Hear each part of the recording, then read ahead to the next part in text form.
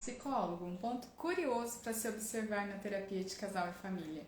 Sejam todos muito bem-vindos, muito bem-vindas. Esse é o programa Psicanálise, Casal e Família, e nesse programa eu ensino passo a passo para realizar o atendimento de casais e famílias dentro da abordagem psicanalítica, sentindo segurança na sua prática profissional. Eu sou a psicóloga Caroline Trevisan, sou professora universitária, doutoranda em psicologia e realizo diversas pesquisas sobre casais e famílias, e hoje o tema da nossa live é um ponto curioso para se observar na terapia de casal e família. Sejam todos muito bem-vindos, vamos chegando. Vou fixar aqui o comentário e vamos iniciar falando então sobre um ponto que, na minha opinião, é algo muito simples. É um detalhe que a gente pode se atentar quando a gente estiver atendendo casais e famílias, mas um pequeno detalhe que pode fazer muita diferença a dar sentido para as pessoas naquilo que elas estão vivendo. Porque as pessoas que nos procuram, sejam casais, famílias, relacionamentos em geral, a procura vem por algum tipo de conflito, algum tipo de divergência, de dificuldade de lidar com alguma situação. Muitas vezes a dificuldade de compreender o outro e de se posicionar de uma forma que respeite o outro e seja amistosa ao mesmo tempo. Então, quando a gente recebe os nossos pacientes, sejam casais, famílias, tem um pequeno detalhe, um pequeno ponto que nós podemos nos atentar e que vai ajudar a gente a compreender a forma como esse grupo se organiza e como que eles ao longo do tempo podem ir se modificando, também como eu posso fazer algum tipo de intervenção, porque a forma como eles se organizam vai nos dizer muito a respeito de como eles se relacionam. Então, quando a gente pensa nessas... Por que eu vou me atentar a um pequeno detalhe que a gente vai falar hoje? Por que ele é importante? Porque tudo dentro do setting é simbólico. O setting, esse espaço terapêutico, tudo que acontece dentro dele tem um simbolismo. Esse simbolismo, grande parte das vezes, ele é inconsciente, as pessoas não têm consciência dele, não percebem. Mas nós, quando estamos realizando esse tipo de atendimento, o que nós vamos fazer é observar aquele pequeno detalhe que pode dar um sinal de como que está esse relacionamento, de como que eles estão fazendo essa troca, como eles estão procurando se compreender, como que está essa aproximação emocional.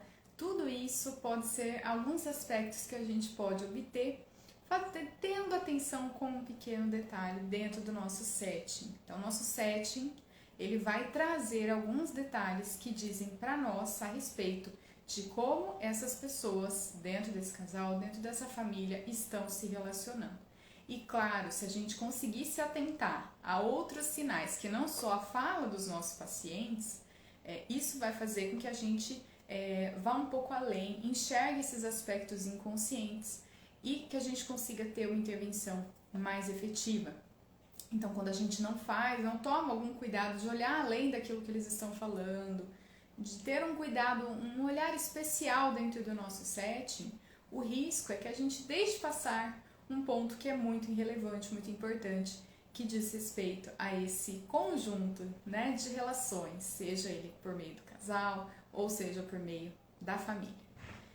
Bom, vamos então começar efetivamente e trazer o seguinte ponto, Vamos pensar que quando eu quero um ponto curioso para a gente se atentar na terapia de casal e família, este ponto ele vai derivar de um outro maior, que se chama setting. O setting, ele se caracteriza como o enquadre, é o enquadramento que nós fazemos daquilo que nós vamos realizar de trabalho, daquilo que é o nosso papel e daquilo que também é o papel, é a função dos nossos pacientes, sejam eles casais ou família. Então, nós vamos ter uma caracterização de um setting, de um espaço terapêutico que vai proporcionar essa chance da gente realmente fazer um trabalho e ter uma intervenção efetiva na vida desses pacientes, dessas pessoas que estão nos procurando. Então, nós temos alguns combinados que dizem respeito ao setting e também um contexto que se caracteriza como setting. os combinados, quando a gente pensa em setting, eles vão em todos os sentidos, né? No sentido de horário, duração de sessão, frequência de sessão, a questão de ser um horário fixo. Então, tudo isso vai impactar muito, né, na forma como a gente vai conduzir um processo terapêutico. E aí, a gente precisa se atentar também há uns combinados que são simbólicos, como qual a nossa posição, a posição que a gente ocupa dentro desse processo terapêutico, né? E como que nós vamos fazer para realmente, né? Para realmente atingir, vamos lá, reorganizar. Como que a gente vai fazer para atingir um combinado que seja justo para todos?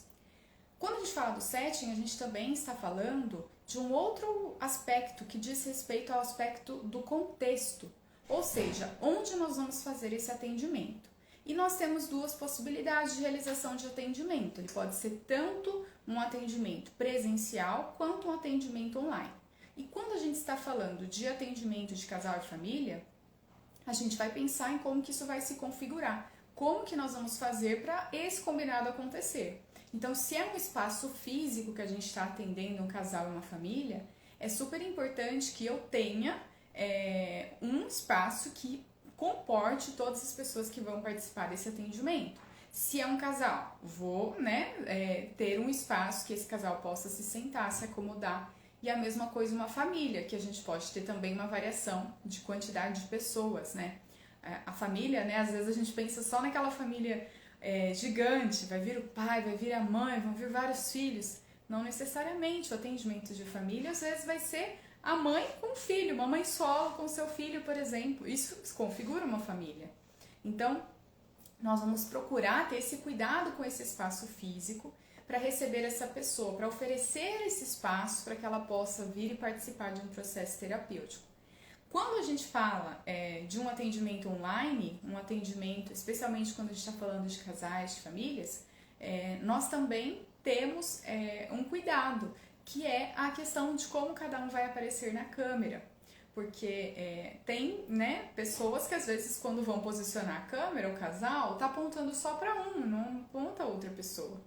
Então são pequenos combinados ajustes que a gente vai fazendo de que as duas pessoas precisam estar ali presentes, né? Precisam ser visualizadas, e como que a gente vai organizar isso com esses parceiros, com esse casal. Então, o setting, ele vai compor, então, todo esse espaço especial que se caracteriza num processo terapêutico e que cada um vai ter a sua função. Então, essas pessoas, elas têm que estar dispostas a participar do processo terapêutico, dispostas a promoverem mudanças nas suas vidas. E nós também nos comprometemos a estar ali à disposição dentro do horário combinado para procurar compreender junto com eles aquilo que eles estão passando. Então tudo isso são aspectos que caracterizam esse setting. E por que eu estou falando do setting? Porque quando a gente está falando desse ponto para a gente observar na terapia de casal e família, um ponto muito curioso para a gente observar, nós psicólogos, quando estivermos atendendo casais e famílias, refere-se à localização dos membros na sessão. O que significa isso? Em parte, nós vamos observar como que essas pessoas se posicionam dentro do contexto de terapia. E a posição, ela vai incluir uma série de fatores. Por exemplo, eles sentam no mesmo lugar? Todas as vezes? Eles sentam na mesma posição, no mesmo lugar. Então, se você tem, às vezes, duas cadeiras, por exemplo, para um casal, ambos, eles sentam sempre na mesma cadeira ou eles revezam? Isso é um ponto curioso para a gente observar. Por quê? Porque muitas vezes o que a gente observa é que quando existe um revezamento, esses casais estão mudando de posição, isso reflete algum outro tipo de mudança que eles vão exercer aquele dia na sessão. Ou seja, a gente pode, por exemplo, ter o entendimento entre esse casal e inconsciente de que quando eles sentarem, por exemplo, do lado direito, quem sentar na cadeira do lado direito, na poltrona, vai ser aquele que vai falar mais naquela sessão. Ou que talvez precise de um pouco mais de atenção naquele dia, que às vezes passou por alguma situação emocional, que precisa de um cuidado. Então, isso É um aspecto muito interessante. Esse é o que precisa mais, esse é o que vai falar mais, esse é o que vai se posicionar mais. E a gente observa isso quando a gente vai fazer atendimentos de casais, de que às vezes acontece essa mudança de posição. E quando isso acontecer, o que nós devemos fazer? Olhar para a posição que eles estão e olhar o que representa quando a mudança acontece. O que muda quando eles mudam de lugar, do lugar em que eles estão sentados, que eles costumam se sentar? Qual é a mudança que isso traz? Então é super importante que a gente tenha esse olhar para que a gente consiga visualizar que existe um outro significado simbólico por trás da mudança. E isso vai fazer com que a gente, ao longo do tempo, vá enxergando algo dentro daquela relação que a gente não tinha visto antes. Porque justamente a mudança de lugar representa algo simbólico para eles. Então é importante que eu consiga observar essas sutilezas de mudanças, de revezamento de posição, quem senta na poltrona, de qual lado, ou no sofá, de qual lado cada um senta. Em geral, essas mudanças elas não são só mudanças aleatórias, elas representam algo a mais, a gente pode observar e enxergar. Por exemplo, hoje é o dia de quem fala mais, hoje é o dia de que às vezes aquela pessoa precisa de uma atenção um pouco maior, talvez um enfoque, né, um pouco mais distribuído, mas que acabe direcionando um pouco mais para ela. Então isso tudo ajuda a gente a entender esse significado simbólico. E mesmo quando eles não mudam de posição, isso também significa algo para a gente se atentar. Se sempre sentam no mesmo lugar, e esse lugar, lembrar dentro do relacionamento que lugar que eles têm, cada um deles, como eles ocupam esses lugares. Talvez uma pessoa com mais passividade, a outra, né, com mais atitude, com mais realmente, né, mais uma posição mais ativa ou com maior intensidade. Então a gente observa isso e vai verificar, né, se sempre acontece tudo daquele mesmo jeito, se realmente não tem muita flexibilidade também. Isso não quer dizer que o casal que não muda de posição é inflexível, não é isso, mas que olhar para esses lugares pode nos dar luz a respeito de como eles se posicionam enquanto casal. E a gente não tem uma regra, isso vai variar de casal para casal. Então, mesmo que eu tenha casais que mudem de posição, a regra é não ter regras, ou seja, enxergar o que faz sentido para aquele casal. E para um casal, o significado de mudar de posição onde está sentado pode significar uma coisa, e para outro casal outra coisa. Outro ponto que eu acho que é interessante quando a gente está falando dessa localização dos membros, fica muito assim, dá-se a impressão muito de uma localização num atendimento presencial. Então, estou lá atendendo presencialmente, eu estou vendo eles mudarem de posição. Mas nós também temos a possibilidade de um atendimento online. Vamos imaginar um casal que está sendo atendido online. Observar esse ponto, que é onde eles estão sentados, isso também nos ajuda. E como eles fazem esse enquadre? Eles cuidam desse setting. Falei para vocês que o setting é esse enquadre, né? Esse conjunto de combinados que organizam como a gente vai fazer esse processo terapêutico acontecer. É o contexto onde o processo terapêutico vai acontecer. E para esse contexto ele realmente poder ser desenvolvido, quando nós falamos de atendimento online, a gente está querendo dizer de um casal, por exemplo, que vai estar sendo atendido, mas que o espaço deles, por ser um atendimento online, vai ser construído por eles. Quando a gente atende presencialmente, a gente tem a nossa própria clínica, né? A nossa estrutura física, a gente organiza esse espaço. Quando nós temos o atendimento online, isso vai acontecer, essa organização por parte do casal. E aí é muito interessante observar alguns aspectos, como se eles ficam sempre no mesmo lugar da casa, geralmente costuma se fazer em casa, né? A maioria dos casais acaba optando por fazer na sua casa por sentir que há um clima de resguardo e de intimidade. Então, quando eles estão ali, né, eles ficam sempre no mesmo cômodo da casa, como que eles se apresentam, né, durante a chamada, videochamada? Eles estão sentados um ao lado do outro? Na câmera, fica dividido? A gente consegue enxergar ambos ou a gente enxerga um lado só? Né? Só uma pessoa que está aparecendo, o parceiro ou parceira não aparece. Ou aparece cortado, né? Metade do rosto a gente vê, outra metade só vê o outro parceiro. e observar o que isso traz. Por exemplo, de outro, às vezes querendo se esquivar, se sentindo desconfortável, talvez essa pessoa que está mais diante da câmera, talvez uma posição de maior imposição, né, de se colocar mais, de falar mais. Então, isso tudo pode trazer componentes para a gente avaliar. Não tem regra, não tem como a gente determinar que porque alguém não está aparecendo muito na câmera, isso já automaticamente significa que essa pessoa não está envolvida no processo, não significa isso.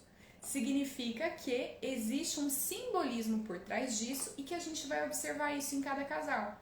Porque eles não vão ser casais, eles não vão agir sempre da mesma forma. Então, a gente vai se atentar para isso e verificar como que a gente vai interpretar isso, qual é o significado inconsciente para este casal específico. Então, isso tudo são coisas importantes para a gente ter em mente quando a gente estiver realizando algum tipo de atendimento. E observar no atendimento online, uma outra coisa que também às vezes costuma acontecer quando a gente está atendendo casais online, é a questão de às vezes cada um ficar em um cômodo, né? Então isso às vezes também acontece. Cada casal, cada membro do casal, né, ele decide ficar num cômodo diferente, porque aí cada um fica com o seu próprio celular e consegue se posicionar ali, ambos, né, a gente fica uma chamada com 3 pessoas, como se tivessem nem 3 pessoas, né, mas como se fossem de lugares diferentes. Isso também é legal, porque, e mais uma vez, a gente pode dizer que, então porque eles não conseguem sentar no mesmo lugar e dividir uma câmera só, isso significa que é algo negativo, que eles são distantes? Não necessariamente. Pode significar que eles não conseguiram dividir aquele espaço, mas encontraram uma outra forma de lidar com isso, com cada um tendo o seu próprio espaço, sentindo que tem o seu próprio espaço dentro da terapia. Então, interpretações rígidas da significação de uma distância, de uma aproximação, seja no presencial ou seja no atendimento online, isso vai gerar um prejuízo, porque você vai ficar sempre olhando com o mesmo vértice. E isso é muito variável, olhando cada tipo de relacionamento. Então a gente deve observar esses lugares, essa localização dos membros na sessão. Isso é muito legal porque a gente vai entender que dependendo do lugar onde cada um senta, se eles dividem uma mesma câmera ou não, e como eles dividem, se ambos estão participando, isso tudo vai dar uma série de diretrizes pra gente de como a gente pode entender esse casal, verificar os aspectos inconscientes que nem eles percebem, justamente por serem inconscientes, e ajudar a trazer um sentido, uma significação para essas experiências.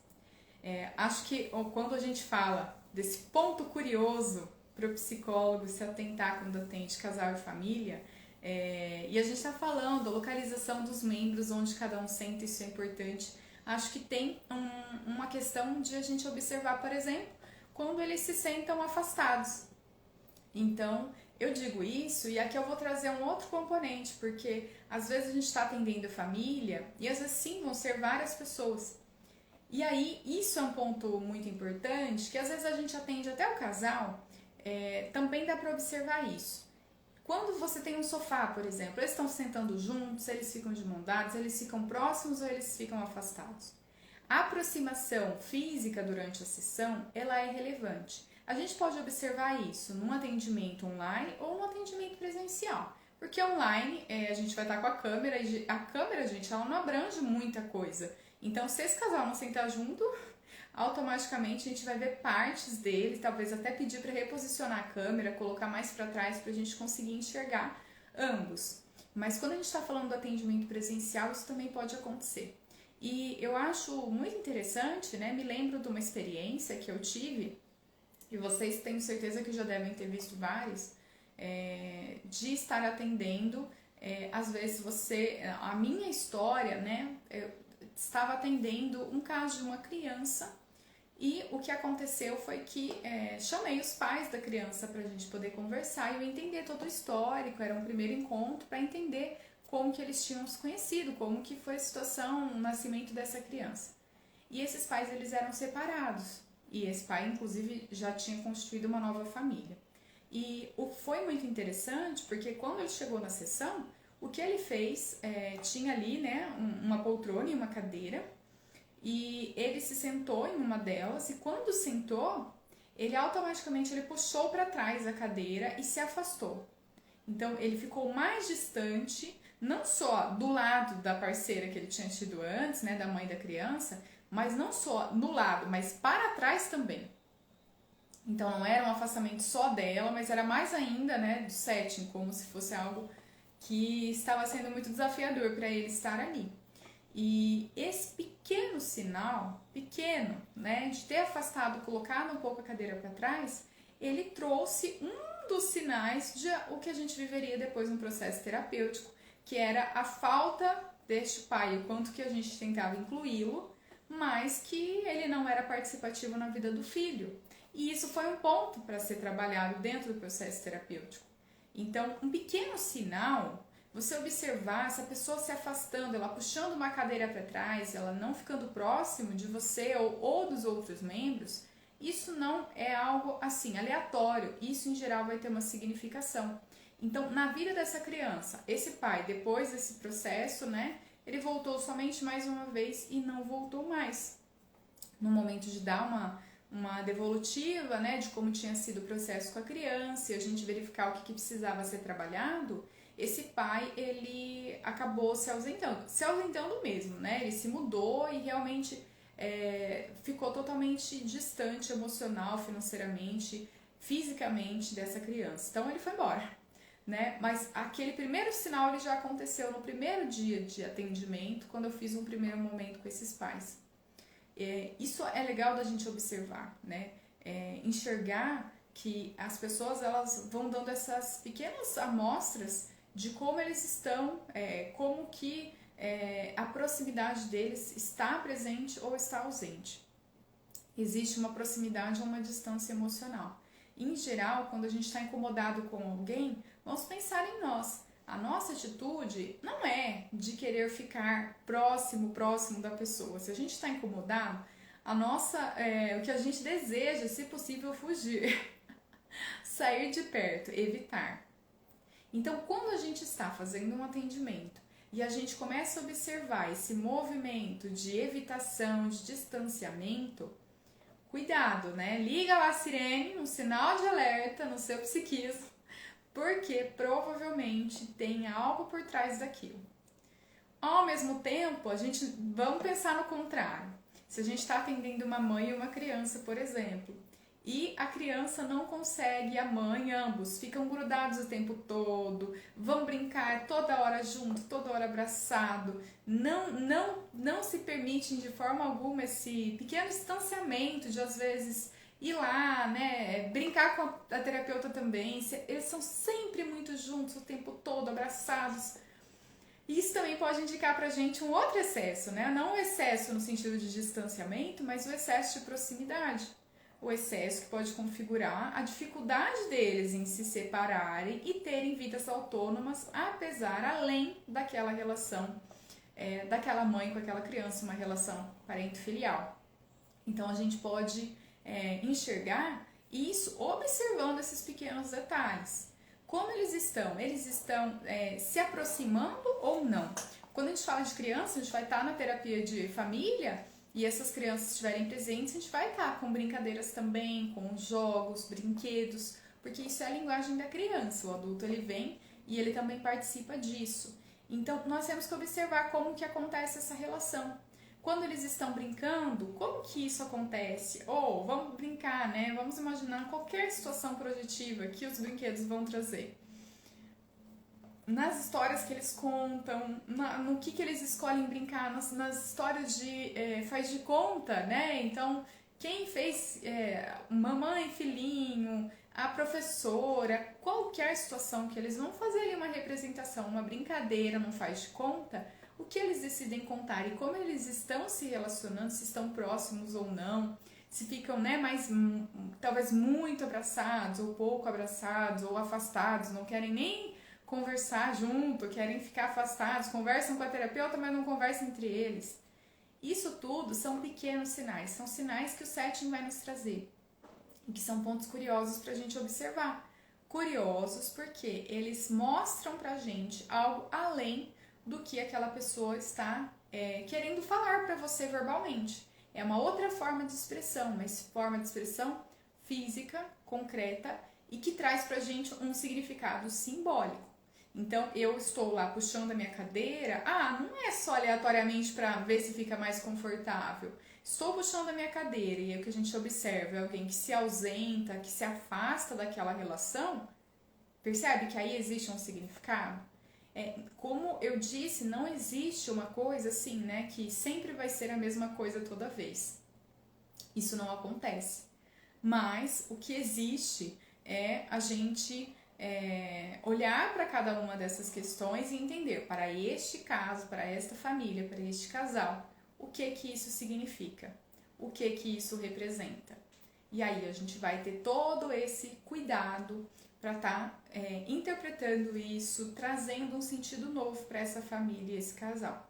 Por quê? Porque a partir do momento em que eles começam a perceber essa posição que cada um ocupa, muitas vezes eles vão começar a ressignificar isso e pensar se é possível agir de alguma forma diferente para transformar aquele vínculo que eles possuem enquanto família ou enquanto casal. Então, quando a gente pensa em alguém que senta afastado, pode ser que esse sentar afastado ele represente um afastamento emocional, ou às vezes podemos ter o excesso da presença, uma presença que chega a ser sufocante, em que ambos não conseguem viver separados um do outro, né, o tempo todo. Parece que é uma necessidade de completude e que ultrapassa aquilo que é esperado dentro daquele período de vida, dentro daquela idade. Claro, gente, que nós temos que ter sempre o bom senso e pensar em termos de desenvolvimento. Quando eu estou falando, por exemplo, estou falando de uma criança, um bebê, claramente vamos ter uma aproximação física muito maior da mãe ou de quem representar essa função materna, muito maior. Por quê? Porque um bebê ele não consegue ficar sozinho, né, sentado, ele tem total dependência para se alimentar, para mudar de lugar, total independência em termos de higiene. Então, são várias coisas que, claro, vão levar essa proximidade física também. E se ela não acontece, também é importante, né? Se é uma mãe que está ali, a gente vai fazer uma terapia com uma família que tem um bebê. E a mãe, às vezes, não consegue se vincular com esse bebê, não consegue se aproximar, tem dificuldade de amamentar, por exemplo. Tudo isso são sinais de que algo está acontecendo naquele vínculo que pode ser revisto, que pode ser pensado, o que está acontecendo, que tipo de conflito está sendo gerado ali. Quando a gente pensa numa criança mais velha, uma criança que já vai chegando nos 5, 6, 7 anos, quando a gente está pensando aí psicanaliticamente, né, de uma etapa de transformação, de passagem, de vivência do complexo de Édipo, isso é legal de verificar. Está sendo possível cada um ter o seu próprio espaço, se separar? Ou essa separação é vista como um abandono, essa separação é vista como algo que causa um mal-estar dentro dessa família? Então, tudo isso são coisas que são relevantes. A gente vai observar e essa proximidade física, ela pode nos retratar um pouco disso, mostrar um pouco disso. Tanto no sentido, né, de proximidade excessiva, quanto no sentido de afastamento excessivo. Então, isso tudo mostra pra gente que são aspectos importantes. E mais uma vez, ainda que tenha alguém que se sente um pouco mais afastado, não significa necessariamente que está se ausentando, só no sentido negativo.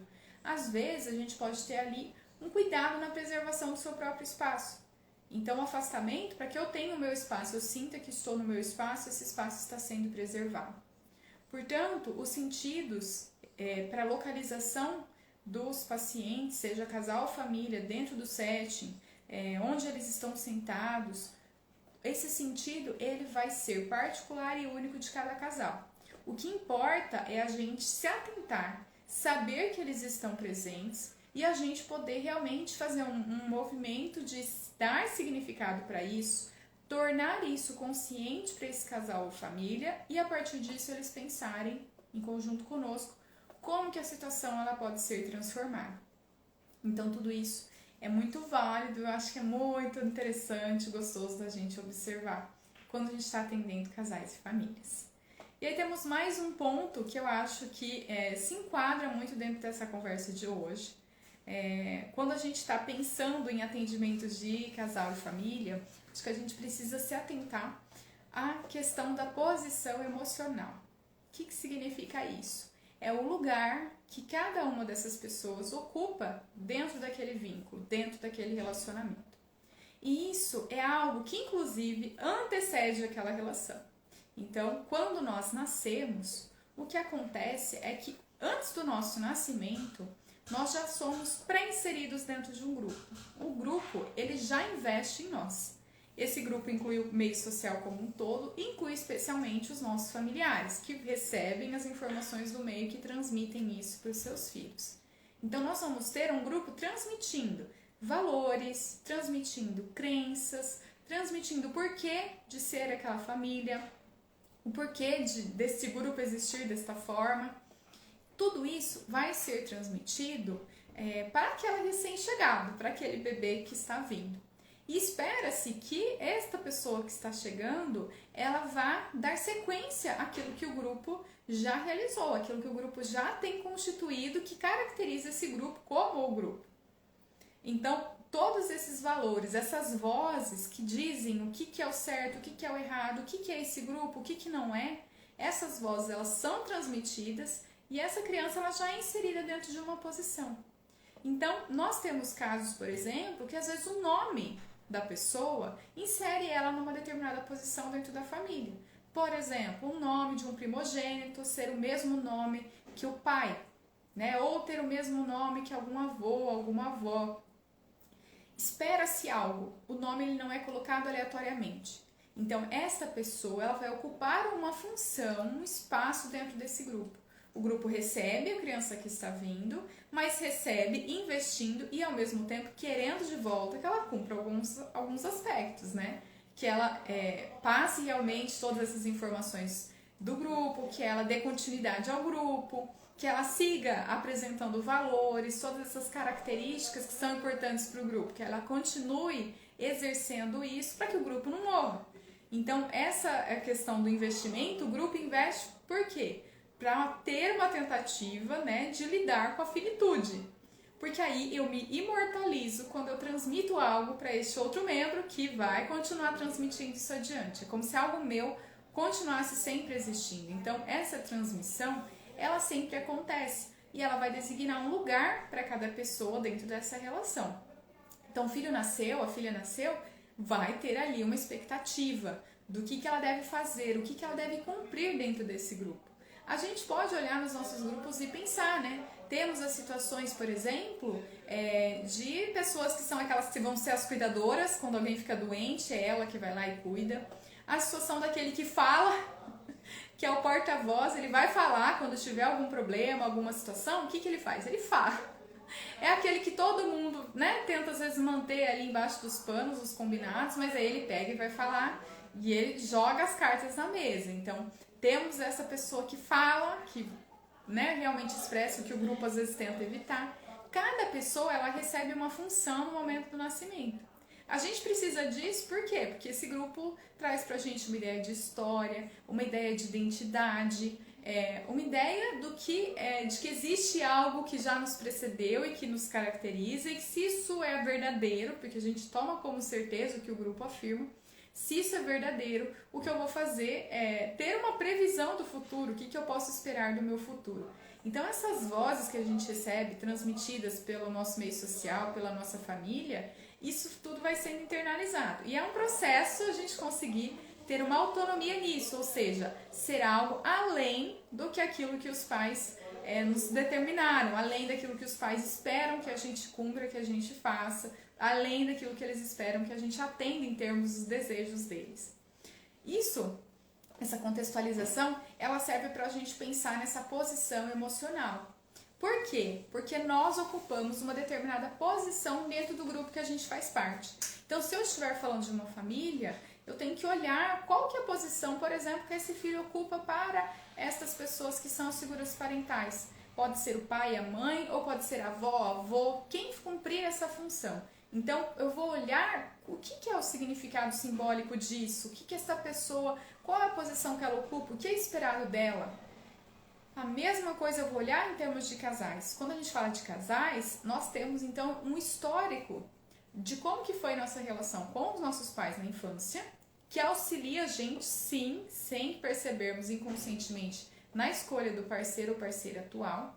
E nós temos esse casal como referência, uma referência daquilo que nós podemos desenvolver, como a gente pode se relacionar quando a gente vai procurar a nossa própria relação amorosa depois no futuro.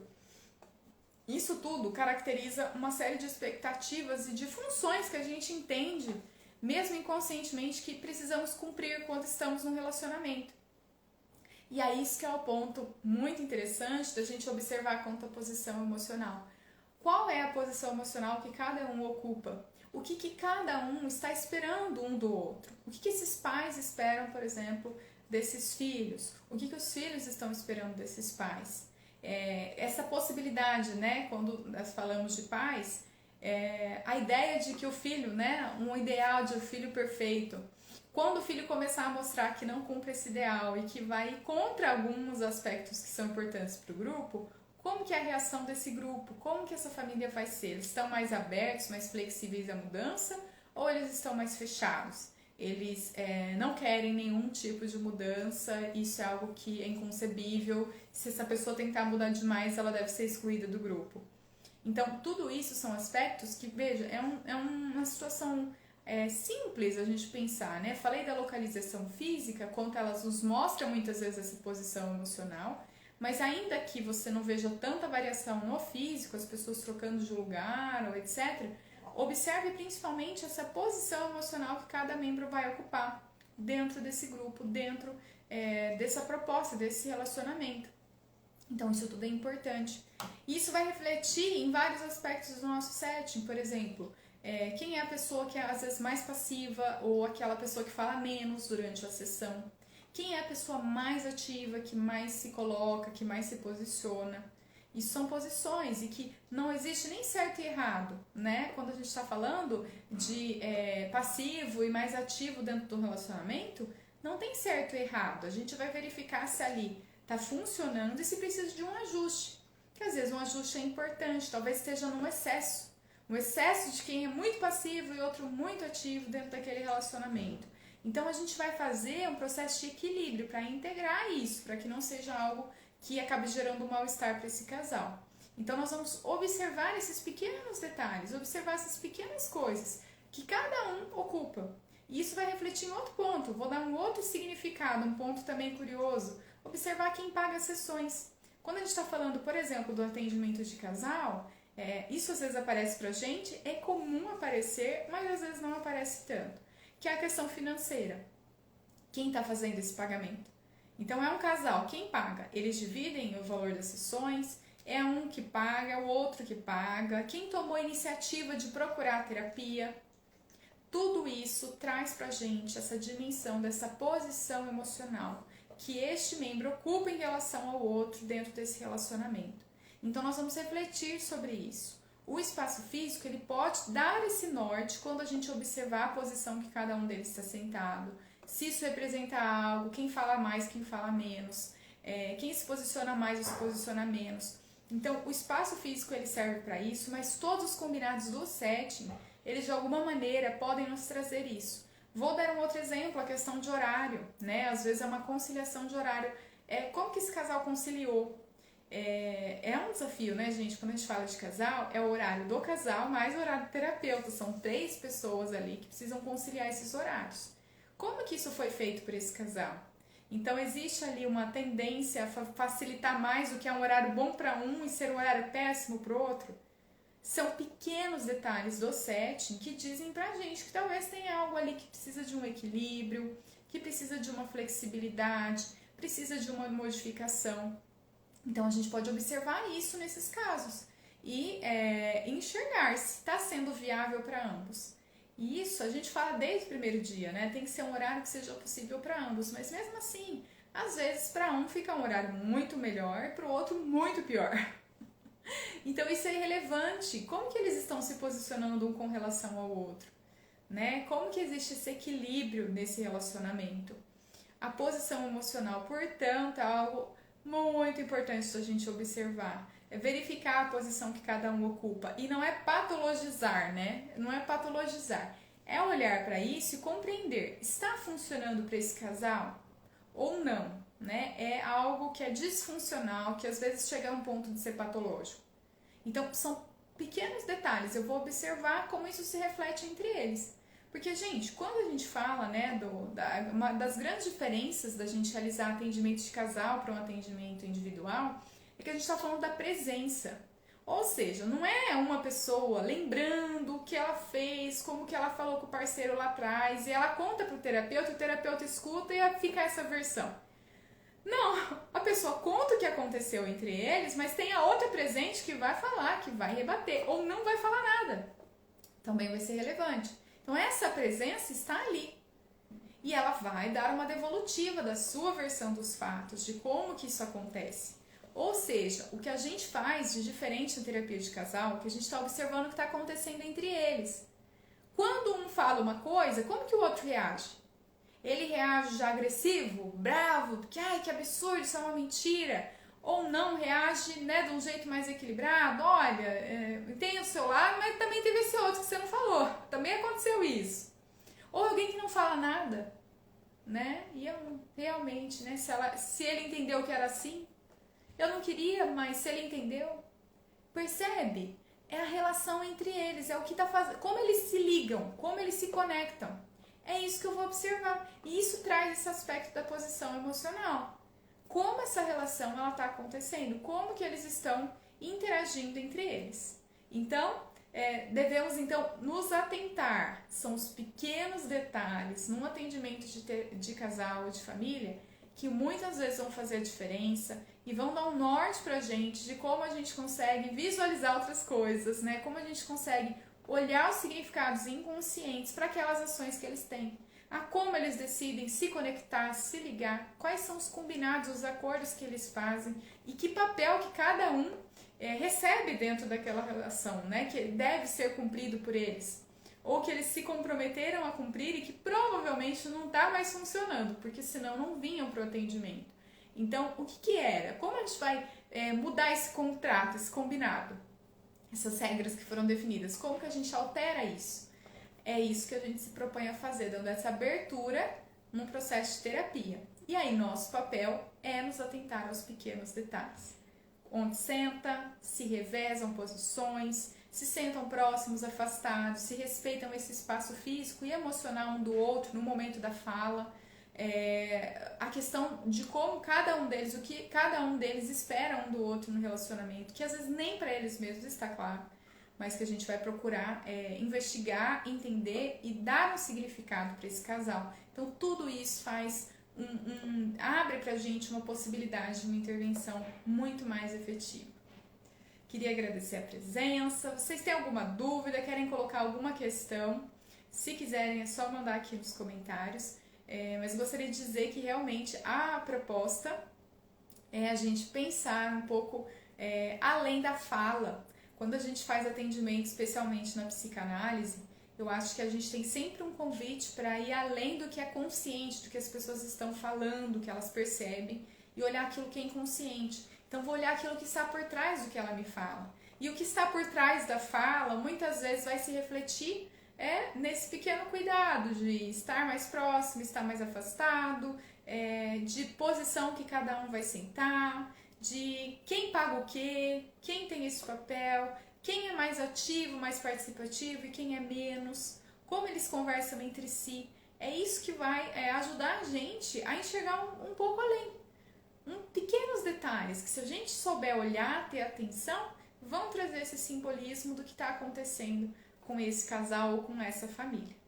Queria agradecer a presença de todos e todas. Espero que tenha contribuído para vocês um pequeno detalhinho que pode ajudar muito na hora que vocês estiverem atendendo. Fiquem bem e até a próxima!